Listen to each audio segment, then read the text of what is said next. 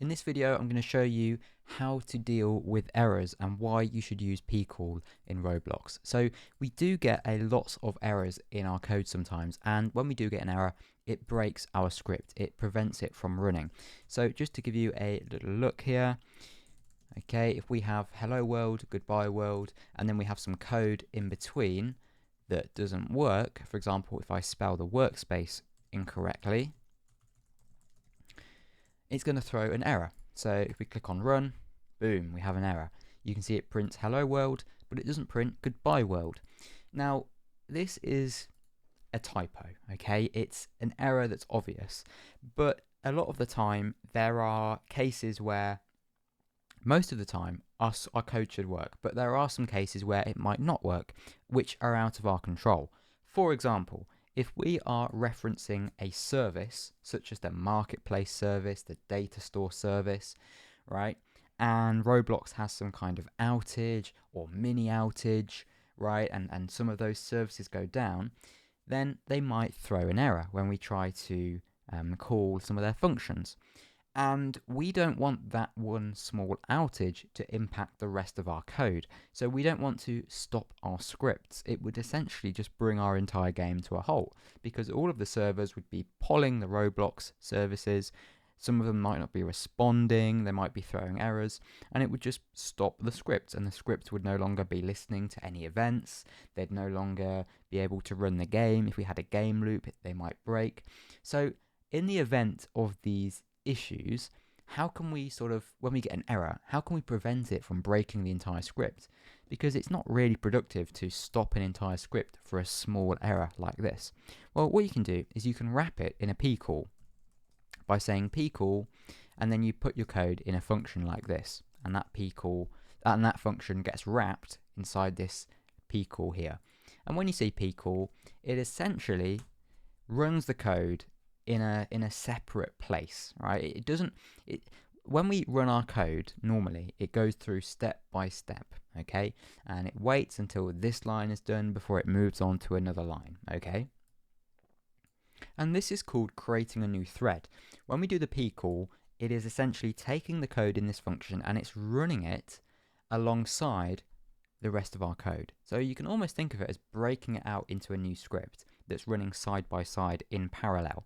So we're not waiting for this code to finish before we move on. And the advantage of that, of moving it into a new thread, is that if this code errors, if it, because it will error, because this has got a spelling mistake, if this code returns an error, it's not going to prevent the rest of our script from running, because it's going to be isolated. It's going to be isolated to this one function, which is in a separate thread. So it will just end that thread. But we have this other thread for the rest of our code, right, which is for the script.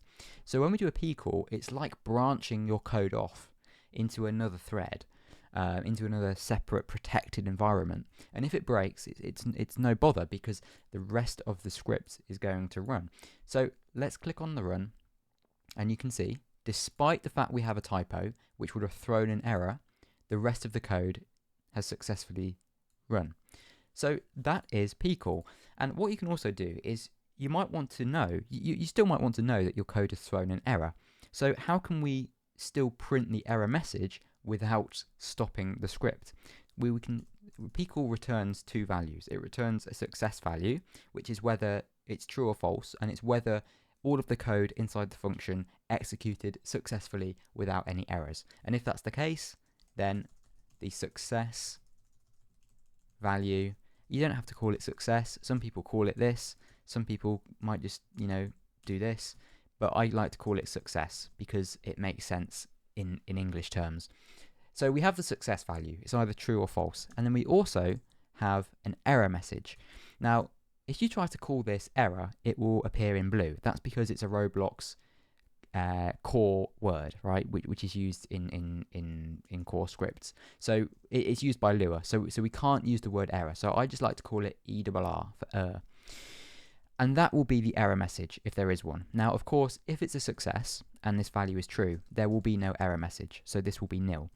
So we can then check to see if it's a success by saying if success, then we can print Pcall thread worked fine, or whatever. You don't have to print anything at all if it's gone well.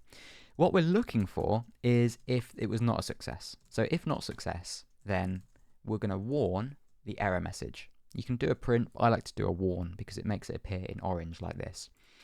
So if we click on run, you can see it now prints out our error message. Problem is, it doesn't print out the line. Okay, it's printed out line 8, but that's where we're doing the warn from. It hasn't told us specifically that it's on line 4, and this is one of the disadvantages of using a Pcall. It's not really a disadvantage because you'd want to have a Pcall anyway, because not knowing the line on which your code has failed is better than having the code break the entire script. So if you wanted to debug it though, you could just get rid of the Pcall and suddenly you'd realize whereabouts the error in the code is, because the actual error message would tell you. But with a Pcall, you can't do that, okay? So that's it essentially. It essentially isolates part of your code from the rest of the script so that if a part of it breaks, then it won't stop the entire script. It will just kill the current thread where that code is being executed inside of. So yes, if you ever do any data store calls, marketplace service calls to external APIs by Roblox, which have a high chance of going down, over the span of a year or whatever, you'd want to put it in a Pcall. And there's lots of other times where you might want to use a Pcall. It's one of those where you tend to just use it out of caution, right? If there's a chance the script could break, if there's a chance the player you're looking for might have left the game, things like that, you would just wrap it in a Pcall. I mean, look, it's 2 lines, right? And if you had all of your code in one script, which isn't best practice, but let's not kid ourselves. At times our scripts can get very long. We have different things in the same script. Why run the risk of breaking all of that code? Just wrap the most important things that could go wrong in a Pcall. And that's not me saying put every single function into a Pcall, because that's going a little bit over the top. But definitely for the things that definitely could break. And it's useful to look in your error report. If you've got a game that's out there and you don't know, and you might have some errors, have a look in the error report in your game's dashboard, and then just isolate those errors in a Pcall, because whilst it might not fix the error, it will prevent it from stopping the code from running in the rest of your scripts. However, just one other thing to know, if you have code in an event, for example, in a player added event, and if any code in that event was to, in the function of that event, was to fail or throw an error, that's not going to break the rest of your script, because the event itself, the function from that event is its own separate thread, okay? So we're just talking about code where it's in that script, it's not in its own thread already. But even if it was in its own thread already, you'd probably want to wrap it in a Pcall still to prevent any other code in that thread from not executing. So I hope this video was useful on how to use Pcall. If you enjoyed it, please leave a like. Let me know if you have any other videos you'd like me to cover. And don't forget to subscribe to the channel for more scripting tutorials. And I'll see you in the next one. Thanks for watching.